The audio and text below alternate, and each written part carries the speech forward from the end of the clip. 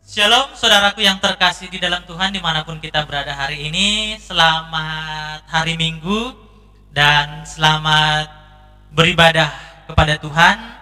Saya berharap supaya setiap keluarga maupun rumah tangga benar-benar mengambil momentum terbaik ini. Kita dapat beribadah bersama dengan keluarga masing-masing, dengan istri, suami, anak, menantu dan semua seisi rumah kita datang menyembah dan memuliakan nama Tuhan.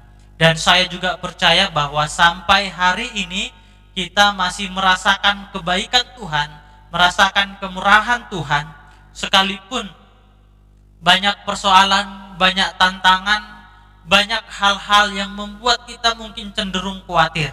Tetapi yakinlah, jalan-jalan Tuhan tak terselami dan jalan-jalannya selalu mendatangkan damai sejahtera. Mari Bapak Ibu Saudaraku yang terkasih di dalam Tuhan, kita siapkan hati kita datang menyembah dan memuji namanya. Bahwa Dialah yang terbaik di dalam kehidupan kita.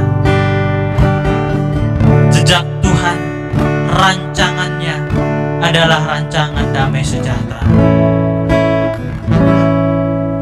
Sering ku tak mengerti jalan-jalan-Mu Tuhan, bagai di belantara yang gelap.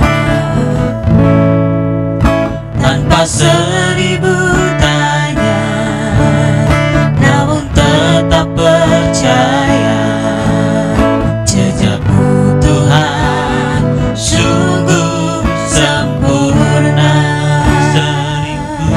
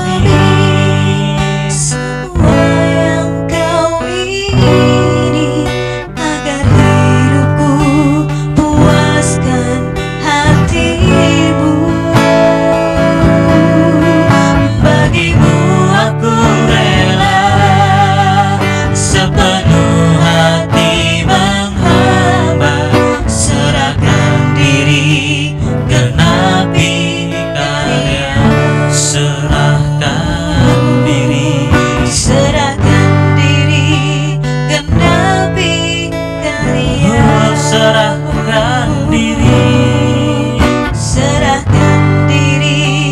genapi karyamu. Mari kita bersatu di dalam doa. Allah Bapa, Allah Anak, Allah Roh Kudus, Allah yang kami sembah di dalam nama Yesus yang menjadi Tuhan dan Juru Selamat kami. Bapa, kami rindu diubahkan oleh kebenaran firman-Mu. Kami rindu dihiburkan oleh kebenaran-kebenaran-Mu. Oleh karena itu ya Tuhan, sembunyikanlah hamba di belakang salib-Mu dan berkata-katalah lewat hamba-Mu sendiri, agar apa yang hamba perkatakan adalah firman kebenaran-Mu. Setiap jemaat-Mu yang berada di rumah ataupun di mana mereka saat ini menyaksikan firman Tuhan ini, kiranya Tuhan berikan hati seorang murid. Tuhan singkapkan kebajikan-Mu atas kehidupan mereka, agar mereka menerima sebuah pembaharuan, penghiburan, dan kekuatan lewat firman-Mu hari ini. Berfirmanlah Bapa, kami siap mendengarkannya. Haleluya. Amin. Shalom saudaraku yang terkasih di dalam Tuhan. Saya mau menyapa Bapak Ibu Saudara yang terkasih di dalam Tuhan. Halo, apa kabar? Saya berharap kita semua dalam keadaan baik, dalam keadaan bersukacita, tetap di dalam keadaan berpengharapan untuk menanti pertolongan Tuhan, untuk menanti kebaikan Tuhan, agar memberikan kepada kita sebuah jawaban yang sesuai dan seturut kehendaknya dari apa yang kita doakan, dari apa yang kita minta. Saudaraku yang terkasih di dalam Tuhan, percayalah, tidak ada yang terlepas dari kendali Tuhan, tidak ada yang terlepas dari pemeliharaan Tuhan. Jika memang benar-benar kita meyakini Tuhan itu ada dan Tuhan itu dekat dengan kita. Langsung saja kita masuk ke dalam bagian firman Tuhan yang terambil dari kitab Matius 10 ayat 29 sampai 31. Matius 10 ayat 29 sampai 31. Saya akan membacakan bagi Bapak Ibu Saudara yang terkasih di dalam Tuhan. Demikian firman Tuhan. Bukankah burung pipit dijual 2 ekor seduit, namun seekor pun daripadanya tidak akan jatuh ke bumi di luar kehendak Bapamu? Dan kamu, rambut kepalamu pun terhitung semuanya. Sebab itu janganlah kamu takut, karena kamu lebih berharga daripada banyak burung pipit. Sekali lagi saya bacakan bagi Bapak Ibu Saudara yang terkasih di dalam Tuhan. Bukankah burung pipit dijual 2 ekor seduit, namun seekor pun daripadanya tidak akan jatuh ke bumi di luar kehendak Bapamu? Dan kamu, rambut kepalamu pun terhitung semuanya. Sebab itu janganlah kamu takut, karena kamu lebih berharga daripada banyak burung pipit. Janganlah kamu takut. Di dalam Alkitab firman Tuhan ada terdapat 365 kali diucapkan. Ini berarti bahwa penting sekali setiap umat percaya, setiap orang yang mengikuti Kristus untuk tidak terlalu takut, untuk tidak terlalu khawatir. Karena apa? Karena kita selalu ada dalam pemeliharaan Allah. Amin. Karena kita selalu ada di dalam kedaulatan Tuhan.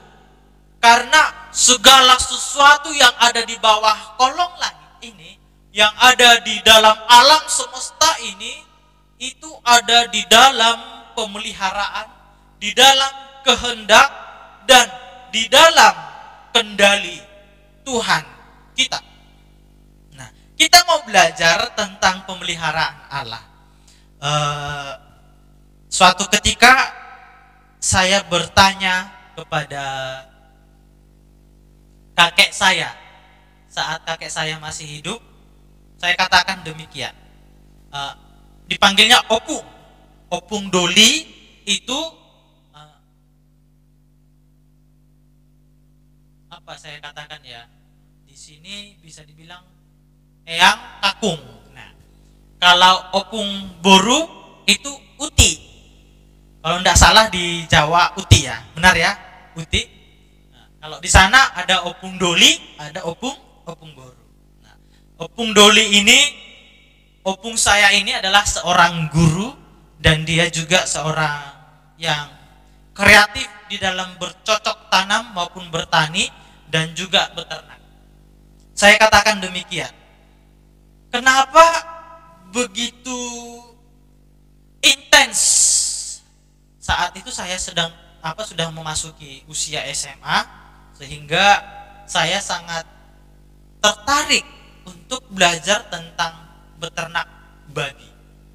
Lalu saya katakan kepada opung saya itu, mungkin mau masuk saya SMA atau kelas-kelas 1. Opung, kenapa babi ini begitu diperhatikan sekali? Lalu dia mengatakan, karena babi ini pun ciptaan Tuhan. Babi ini pun ciptaan Tuhan.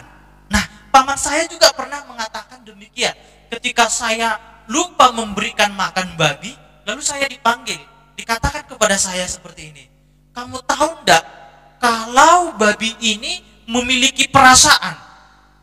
Memiliki perasaan. Jadi harus diperhatikan. Saudaraku yang terkasih di dalam Tuhan, di tempat saya itu memelihara babi itu adalah sebuah keistimewaan karena orang-orang terlalu sering mengkonsumsi ataupun sudah seperti makanan pokok baik di acara-acara tertentu maupun makanan-makanan sehari-hari mereka memakan daging babi. Di Palestina, burung pipit ini adalah burung yang sangat terkenal, burung yang orang memahaminya dan mengerti, dan burung ini biasanya mereka jadikan makanan. Tetapi Tuhan mengatakan demikian, yang walaupun harganya 2 ekor seduit, saudara, seduit itu di zaman perjalanan pelayanan Yesus itu mata uang orang Roma yang disebut asarion, 1 keping tembaga, dan itu mata uang paling kecil saat itu. Ketika itu digunakan membeli burung, bisa dapat 2 ekor burung pipit. Nah, ini mungkin bisa dibilang hewan yang tidak terlalu berharga, tetapi penting untuk kehidupan manusia. Sebab orang-orang Palestina, bahkan orang-orang di zaman Yesus melayani hewan ini dikonsumsi untuk dimakan. Tetapi Tuhan mengatakan demikian. Namun seekor pun daripadanya tidak akan jatuh ke bumi di luar kehendak Bapa. Burung pipit yang terbang ke sana kemari, yang tidak memiliki tempat untuk berteduh ataupun yang tidak memiliki rumah untuk mereka bisa pulang ke tempat mereka masing-masing, pun tidak akan jatuh ke bumi tanpa seizin Tuhan. Ini artinya apa?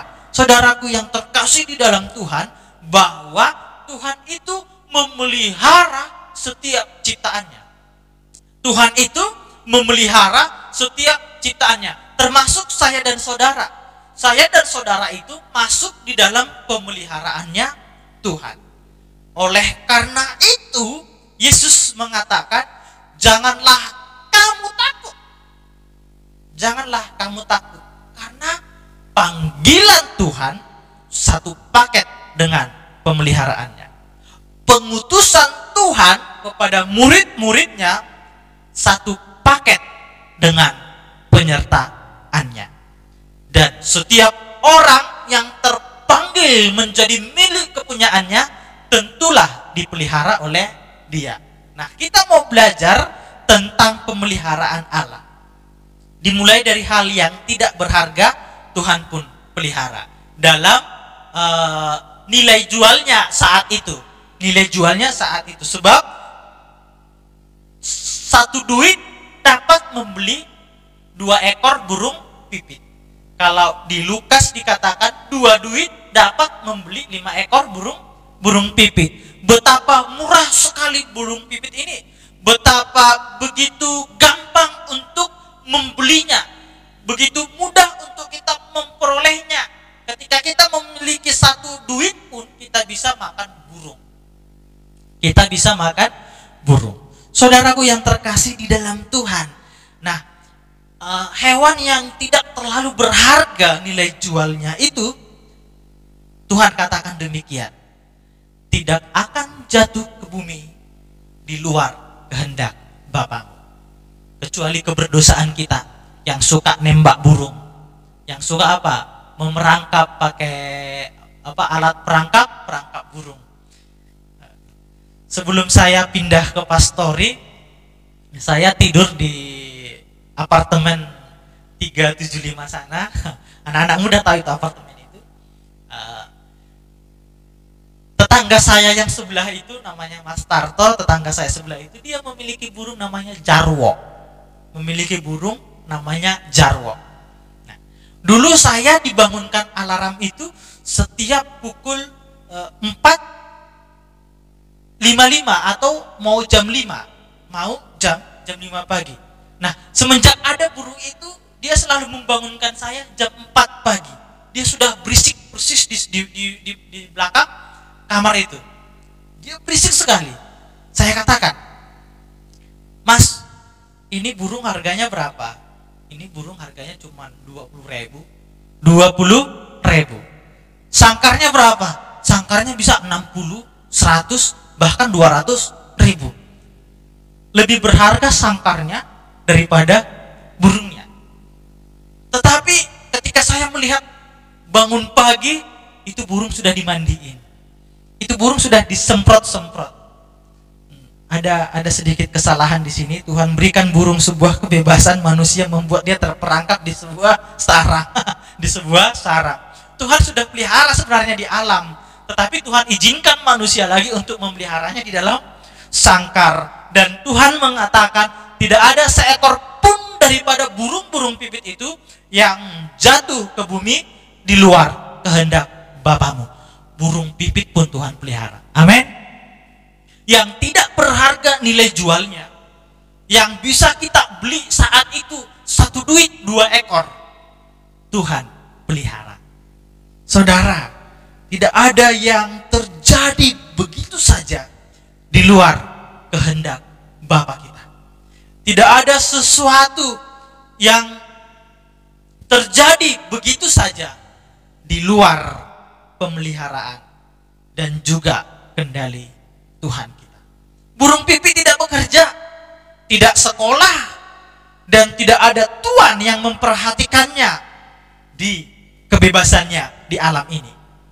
Tetapi dia bisa terbang ke sana kemari, dia bisa hinggap di mana dia mau, dia bisa berteduh di atas pohon yang diciptakan Tuhan, dan dia jatuh ke tanah itu seizin oleh Tuhan. Kecuali kita yang berdosa ini suka nembak burung ya. Saudaraku yang terkasih di dalam Tuhan, jangan takut, jangan khawatir. Belajarlah dari guru yang berterbangan, yaitu burung. Siapa yang memelihara mereka, siapa yang memberi makan, dan di mana mereka menetap, itu semua benar-benar dalam kendali dan pemeliharaan Tuhan. Ada sebuah lelucon lucu, lagunya seperti ini. Burung kutilang terbang tinggi, tralala la la la la la, di pucuk pohon cemara burung kutilang berdiri bersiul-siul sepanjang hari. Burung bersiul-siul sepanjang hari, nggak lelah ya. Dan siulnya itu aneh, tralala lili lili lili. Saya belum pernah temukan burung yang Siulnya seperti itu. Saudaraku yang terkasih di dalam Tuhan, ada 3 hal yang perlu kita pelajari tentang pemeliharaan Allah. Yang pertama adalah dari hal yang tidak berharga pun Tuhan pelihara. Yang kedua, dari hal yang terkecil dari kehidupan kita pun Tuhan pelihara. Di ayat yang ke-30 Tuhan katakan, dan kamu rambut kepalamu pun terhitung semuanya. Dan kamu rambut kepalamu pun terhitung semuanya. Saudara, ada yang bisa menghitung rambutnya? Ada yang bisa memilah-milah 1, 2, 3, 4? Tidak ada. Bahkan tidak ada satu orang manusia pun yang mencoba menghitung jumlah rambut di kepalanya. Tetapi Yesus mengatakan demikian, Tuhan tahu jumlah semua helaian rambut kita. Mungkin bukan hanya rambut, yang punya jenggot, Tuhan tahu jumlah helaian rambut, jenggot kita, kumis dan lain sebagainya. Tuhan mengerti hal yang begitu tersembunyi, hal yang tidak pernah terpikirkan manusia untuk menghitungnya. Rambut, siapa yang bisa menghitungnya? Bahkan jika dia jatuh pun kita tidak mengetahuinya, tetapi Tuhan tahu. Tuhan tahu. Di depan kaca lorong gereja itu kan ada kaca itu. Nah, di atasnya itu ada sisir. Ada sisir warna hitam. Saya sering memperhatikan sisir itu, lalu saya lihat seperti ini. Ada rambut yang nempel di situ. Ada yang keriting, ada yang lurus, ada yang pendek, ada yang ikal. Saya berpikir demikian, ini kira-kira rambut siapa? Saya tidak tahu itu rambut siapa. Dan bapak ibu yang menyisir rambut pun di situ mungkin tidak mengerti bahwa rambut bapak ibu mungkin pernah nempel atau copot di situ. Tetapi Tuhan tahu semua yang ada di situ itu rambut siapa. Tuhan mengerti, Tuhan paham, dan Tuhan tahu itu rambut siapa. Bapak ibu mungkin tidak pernah sadar ketika bapak ibu mandi rambut bapak ibu rontok, tetapi Tuhan tahu. Dan Tuhan juga tahu semua bilangan rambut ini, Tuhan tahu. Mengapa demikian? Karena kita adalah ciptaannya. Kita adalah milik kepunyaannya. Dan kita adalah objek kasihnya Tuhan. Saudara yang terkasih di dalam Tuhan, jika Tuhan tahu betul apa yang tersembunyi di dalam kehidupan kita, maka Dia pun tahu betul apa yang kita perlukan dalam kehidupan ini. Amin. Dia pun tahu betul apa yang menjadi persoalan Bapak Ibu. Dia pun tahu betul apa yang menjadi pergumulan Bapak Ibu. Dia pun tahu betul apa yang akan dilakukan orang untuk mencelakai kita. Dan Dia tahu betul dosa, kesalahan, dan pelanggaran kita. Sebab Dia Allah yang Maha Tahu. Dia tak terbatas. Dia tak terselami. Saudara, bersyukurlah kita punya Tuhan seperti Dia. Karena dalam kesusahan ini, dalam penderitaan ini, dalam penantian ini, dalam pengharapan ini, Tuhan tahu betul apa yang terbaik yang harus diberikan kepada kita. Belajar tentang pemeliharaan Tuhan. Dari hal yang tidak berharga, Tuhan pun pelihara. Dari hal yang kecil dari hidup kita, Tuhan mengerti dan tahu betul.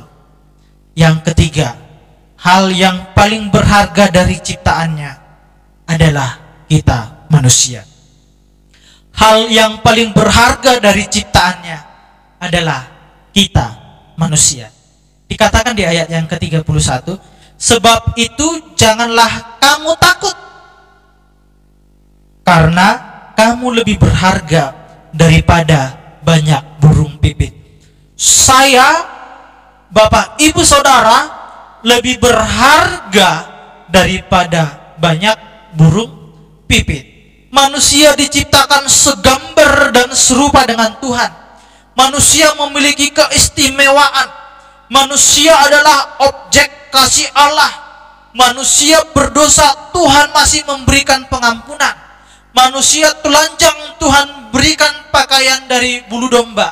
Manusia lapar, Tuhan berikan alam semesta untuk dikelola agar bisa menjadi hidup. Kata berharga di sini bukan berarti Tuhan memanjakan kita.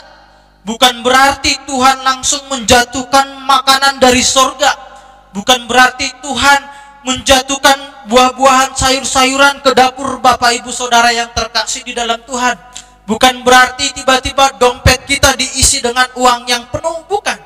Kata berharga di sini adalah kita diciptakan sedemikian rupa. Kita diciptakan punya akal dan pikiran. Kita diciptakan punya tangan, kaki, hati dengan kelengkapan setiap organ tubuh kita, dan itu bisa kita pergunakan untuk apa? Untuk bertahan hidup. Untuk apa? Untuk menghadapi masa-masa sulit. Akal, pikiran, kemampuan, tangan, setiap indera yang Tuhan berikan bisa kita pergunakan untuk menghadapi hari-hari yang sukar ini. Selain daripada itu, Tuhan juga memberikan manusia hati yang penuh kasih untuk kita saling tolong-menolong, untuk kita saling membantu, untuk kita saling memperhatikan. Dan yang lebih istimewa daripada itu, kita diciptakan dengan segala kesempurnaan, sekalipun jatuh di dalam dosa, Tuhan masih memberikan perhatian. Tuhan masih memberikan pertolongan, dan Tuhan masih memelihara hidup kita. Tidakkah kita harus bersyukur? Tidakkah kita harus mengucap syukur kepada Tuhan? Tidakkah kita harus berterima kasih? Mengapa kita begitu takut dan khawatir? Mengapa kita begitu gentar dan menjadi tawar hati? Tetapi ketika kita mengetahui kita adalah ciptaan yang paling berharga, tentu objek kasih Tuhan, sasaran pemeliharaan Tuhan, istimewa bagi kita semua. Amin. Bapak Ibu yang di rumah, Tuhan akan pelihara. Bapak Ibu yang kesusahan, Tuhan akan kasihi. Bapak Ibu yang memerlukan bantuan, pertolongan, Tuhan sudah siapkan. Tinggal kita sabar menantinya atau tidak. Saudara, jika kita lebih berharga daripada banyak burung pipit, maka tidak perlu takut dan khawatir. Tetap mengandalkan Tuhan, berdoa, berharap, dan bersandar kepadanya. Saya mendengar sebuah kesaksian salah seorang teman. Dia kuliah, tidak ada seorang pun yang membantu dia, baik dari orang tuanya maupun pihak eksternal yang memberikan beasiswa. Tidak ada. Tetapi dia mengambil langkah itu untuk memastikan bahwa dia terpanggil untuk dibentuk menjadi hamba Tuhan.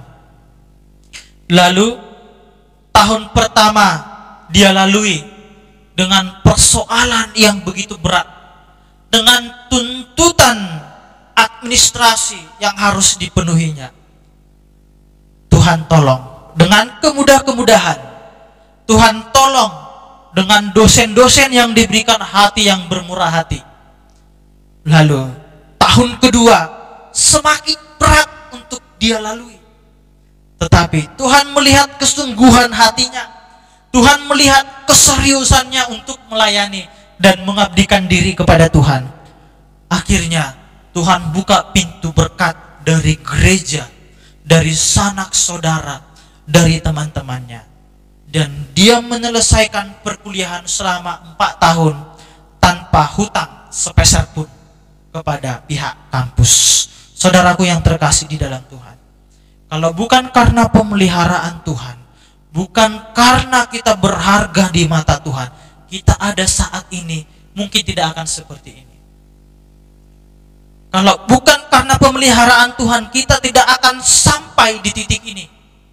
Tetapi oleh karena pemeliharaan, kedaulatan, dan kendali Tuhan, kita ada sebagaimana ada oleh karena anugerah dan kemurahannya. Amin. Burung pipit yang seduit 2 ekor tidak akan jatuh ke tanah tanpa seizin Bapa. Rambut kita yang tidak terhitung jumlahnya, Tuhan tahu berapa bilangannya. Dan kita yang lebih berharga daripada banyak burung pipit tentulah dikasihi, dipelihara, dan diperhatikan oleh Bapa yang di surga. Amin.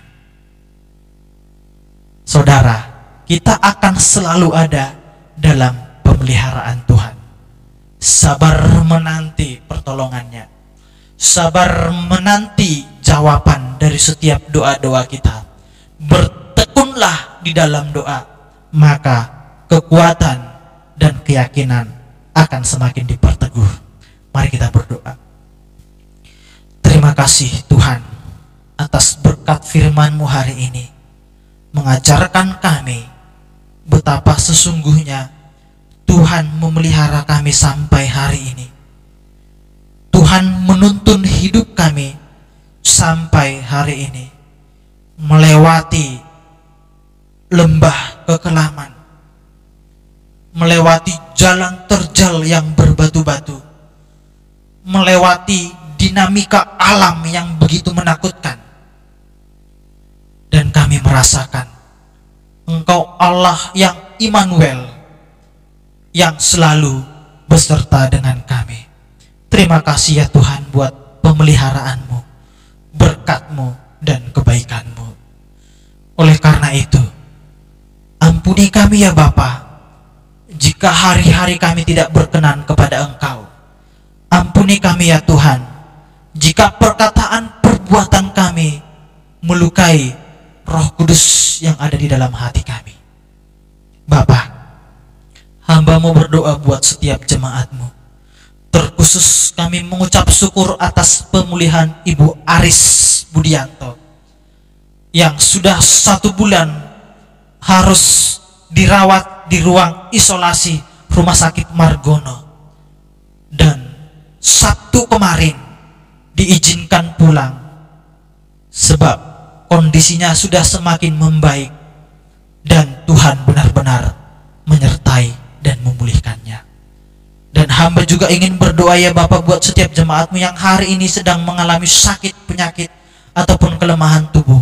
Kiranya Tuhan sembuhkan, Tuhan pulihkan. Iman percaya mereka Tuhan perhitungkan.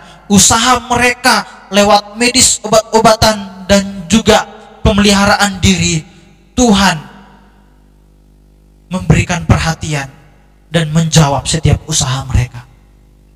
Setiap jemaat-Mu yang memiliki persoalan, baik di dalam rumah tangga, pekerjaan, maupun kehidupan sosial, berikan mereka kekuatan.